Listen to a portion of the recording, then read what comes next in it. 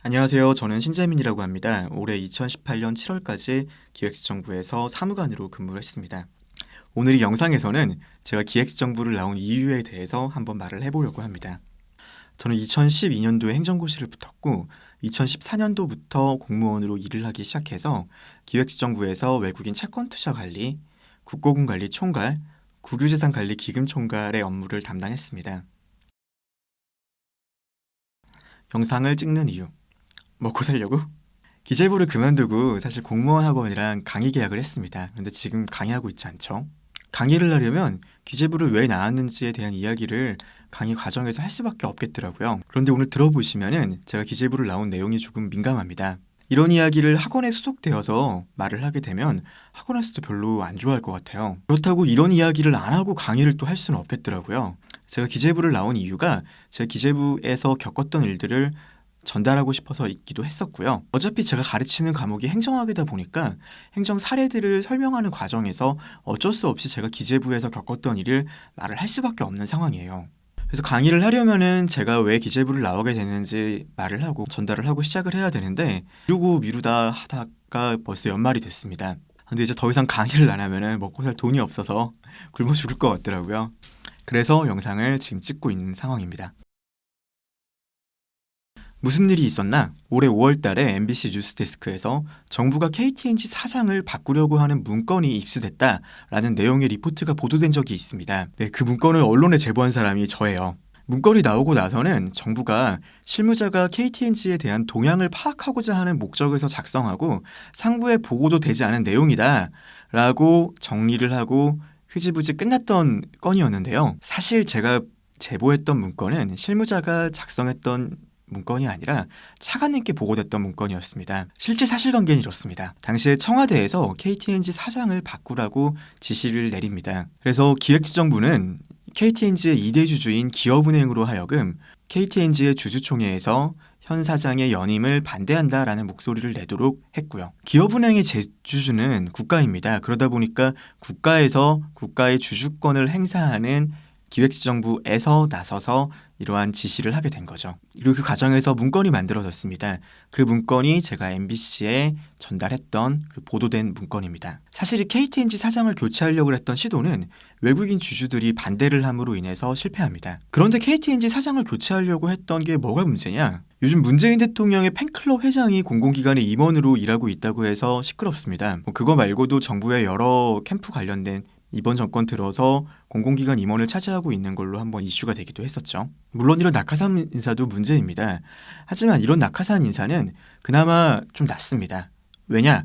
공기업과 공공기관에 대한 인사권은 기본적으로 대통령한테 있어요. 있는 권한을 행사한 겁니다. 하지만 KTNG는 좀 다릅니다. 기본적으로 KTNG는 민간기업이에요. 예전에는 공기업이었지만 지금은 민영화된 기업입니다. 다시 말해서 KTNG 사장 교체에 관여하려고 한 것은 LG나 삼성 사장 교체에 국가가 관여하려고 한 것과 다를 게 없습니다. 더군다나 사장 교체 과정에서 기업은행을 동원하지 않았습니까? 정부가 영향력을 행사하는 은행이 기업은행 하나만 있는 것이 아닙니다. 우리은행도 있죠. 산업은행도 있고 수출입은행. 많습니다. 은행을 동원해서 기업의 경영권에 영향력을 행사하려고 하면은 사실 개입할 수 있는 기업들이 대부분일 겁니다. 문제가 되는 것은 이번 정권은 민간 기업의 인사에 개입하지 않는다고 천명을 했던 정부거든요. 그런데 한 거죠. 청와대 지시라고 제가 들었습니다. 더군다나 당시에 KTNG 사장 인사에 개입하려고 했던 상황에서 민영화된 민간 기업에 대한 관리 강화 방안을 모색해보라고 지시를 그때 하셨습니다. 실제로 그 지시는 제가 차관님께 다른 보고차 들어갔던 배석 자리에서 지시가 일어나는 걸 들었습니다. 옆에서 봤습니다.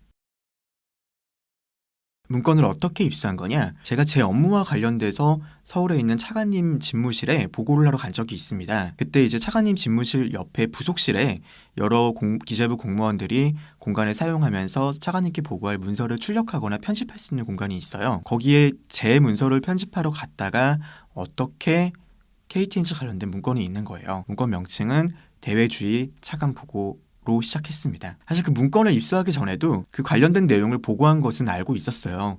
왜냐하면 같은 국이었거든요. 제 옆에서 돌아가는 일이었기 때문에 아름아름 들은 게 있어서 그 내용에 대해서는 알고 있었습니다. 청와대인 건 어떻게 알았냐? KTNG 사장 교체 건 말고 그 후에 서울신문 사장을 교체하려고 시도한 적이 있습니다. 그 건과 관련해서 제가 직접 들었습니다. 말씀하시기를 청와대에서 지시한 건 중에서 KTNG 사장 교체 건은 뭐 잘 안 됐지만 서울신문 사장 교체 건은 뭐 잘 해야 된다, 이런 식의 말이 나오는 것을 제가 직접 들었습니다. 그래서 청와대가 시켰구나, 소문만 들었던 게 진짜구나라고 제가 또 알게 되었죠.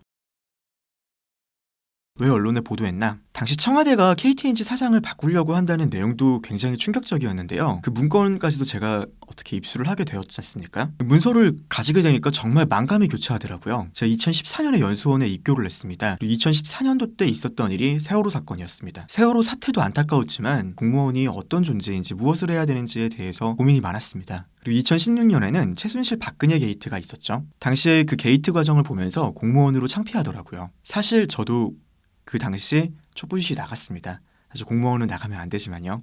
당시에 국민들이, 그리고 제가 분노했던 것은 국가 권력을 국민으로부터 위임받은 정부에서, 청와대 권력에서 부당하게 시장에 개입하는 거, 그거에 대해서 온 국민이 분노했던 거 아닌가요? 지금 올해 3월 달에 있었던 민간기업인 KTNG 사장 교체에 청와대가 개입하려고 한 것과 지난 정권이 뭐가 다른지 사실 전 잘 모르겠습니다. 최순실 박근혜 게이트를 거치면서 사실 저한테는 사건이 2개가 있었습니다. 첫 번째 사건입니다. 기획재정부 사무관 선배 한 분이 문화부로 당시에 전출을 가셨어요. 요즘 문화체육관광부가 워낙 인기가 좋다 보니 선배가 문화부로 넘어갔을 때 축하드린다고 저도 인사를 드렸었거든요. 그리고 그 해에 최순실 박근혜 게이트가 터지고 청문회장에 그 선배가 증인으로 출석했더라고요. 사무관임에도 불구하고요. K재단 설립 절차가 이례적으로 너무 빨랐던 것에 대한 증인으로 출석했던 것으로 기억합니다. 청문회에 가 있는 선배 모습을 보면서 공무원이 해야 되는 역할이 무엇인지에 대해서 정말 고민이 많이 되더라고요. 그리고 두 번째, 이렇게 최순실 박근혜 게이트가 터졌을 때 공무원의 역할이 무엇인지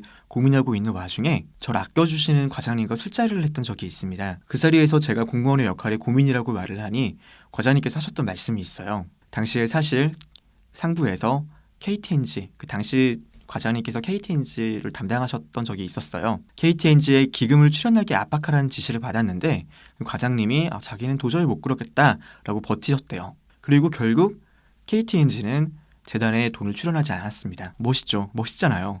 저는 그 말을 듣고 공직자로서 국민들의 세금을 받고 일해야 되는 게 이런 모습이구나 라고 생각을 했습니다. 그리고 저도 같은 상황이 오면은 그렇게 행동해야지라고 마음을 먹기도 했었고요.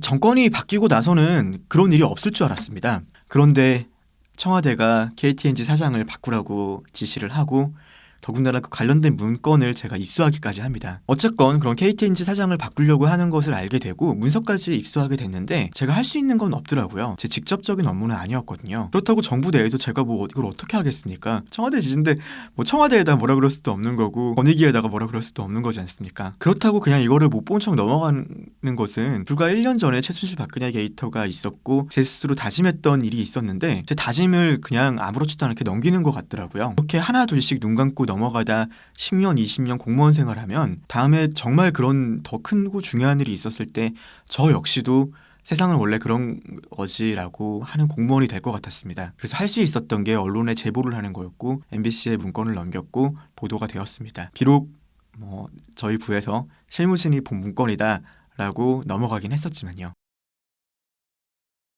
왜 나왔나?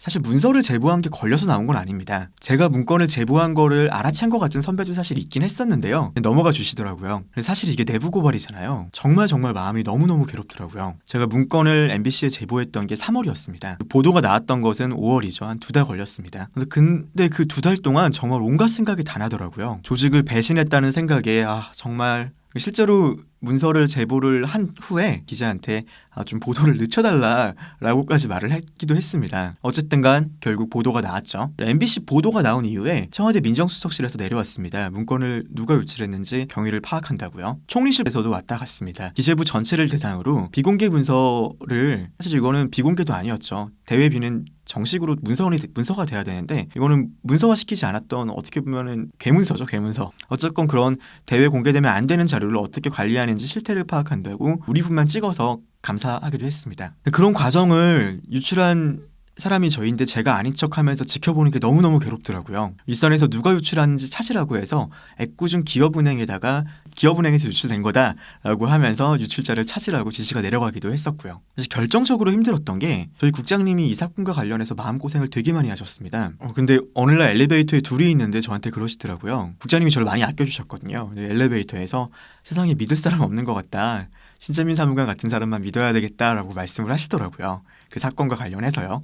물론 농담 반 진담 반이셨겠지만 그 말을 들으니까 진짜 만감이 교차하더라고요. 제가 유출한 사람인데 그 말을 들으니까 참 마음이, 저를 믿었던 그리고 아껴주셨던 분한테 이렇게 피해를 줬는데 저 혼자 거기서 아무렇지도 않게 같이 웃으면서 공직 생활을 계속 한다라는 게 너무 부담스럽습니다. 저도 뭐 다른 사람의 피해를 줬으면은 적어도 아무리 공익이고 뭐 국가를 위하고 국민을 위한 일이라고 했다고 하더라도 저 역시도 피해를 받는 게 맞다고 생각이 들었어요. 그래서 나왔습니다. 사실 겪었던 일을 조금 제대로 전달을 해야 되겠다는 생각도 있었고요. KTNG 건 말고도 이번 정권 들어서가지고 몇 건 더 있었거든요. 제 상식으로는 이번에 촛불 시위를 거친 다음에 만들어진 정부에서는 절대 해서는 안 되는 일들을요, 청와대와 관련해서 진행이 되더라고요. 바라는 것? 제가 바라는 건 다른 건 없습니다. 이번 정부가 잘 됐으면 좋겠습니다. 거듭 말하지만 저도 이번 정부 뽑았거든요. 심지어 촛불 시위를 나가기도 했고요. 적어도 그런 정부라면은 적폐라고 스스로 말할 만한 일을 반복해서는 안 된다고 생각합니다. 정권이 앞으로 3년 남았잖아요. 그 동안 다시 저처럼 공무원이 일을 하면서 회의감에 빠지거나 고민하는 일이 없게 되었으면 좋겠어요. 어차피 영상을 이렇게 찍어서 있었던 일을 올리기 시작한 거 몇 편 더 찍을 겁니다. 아까도 말했지만 제가 실망하고 이해가 안 됐던 청와대와 관련된 다른 사건들을요. 관심 있으시면 구독과 좋아요 눌러주세요. 꼭 영상 보시고 저를 응원해주시고 싶으신 분이 있으시다면 아래에 제가 후원 계좌를 적어둘 테니 후원해주시면 감사하겠습니다. 강의를 다시 시작해서 본격적으로 돈을 벌어야 먹고 살 것 같은데 영상 찍으면은 사실 좀 이게 이슈가 되는 동안은 강의 못하지 않을까요? 후원해주시면 돈 벌기 전까지 일용할 양식으로 쓰겠습니다. 광고입니다. 사실 제가 메가스터디에 강사로 계약을 맺은 다음에 지금 상당 기간 잠수를 타고 있습니다. 메가스터디 관계자분들께 진심으로 사과드립니다. 제가 왜 그만뒀는지 영상으로 내용 나가는 거 정리가 되고 정말 공무원 준비생들한테 제가 잘 가르칠 수 있게 강의 준비가 되면은 그때 정말 열심히 메가스터디에 몸을 담아서 충성을 다해서 열심히 강사 생활하겠습니다. 실제로 강사를 하면 정말 잘 가르치고 잘 되고 싶거든요. 확실히 다르더라고요. 메가스터디가 여러 가지 일을 하죠. 얼마 전에 공인중개사 쪽도 들어갔다고 하더라고요. 편입도 김영편이 메가스터디 쪽입니다. MD 이런 거는 메가 MD 있어요. 수능교육은 당연히 메가스터디고요. 업계가 고민되면은 메가스터디가 정말 괜찮은 곳이구나. 기본적으로 일을 하시는 관계자들의 마인드가 단순하게 돈을 벌려고 일을 하는 거 이상이구나 라고 마음을 먹었습니다. 감사합니다.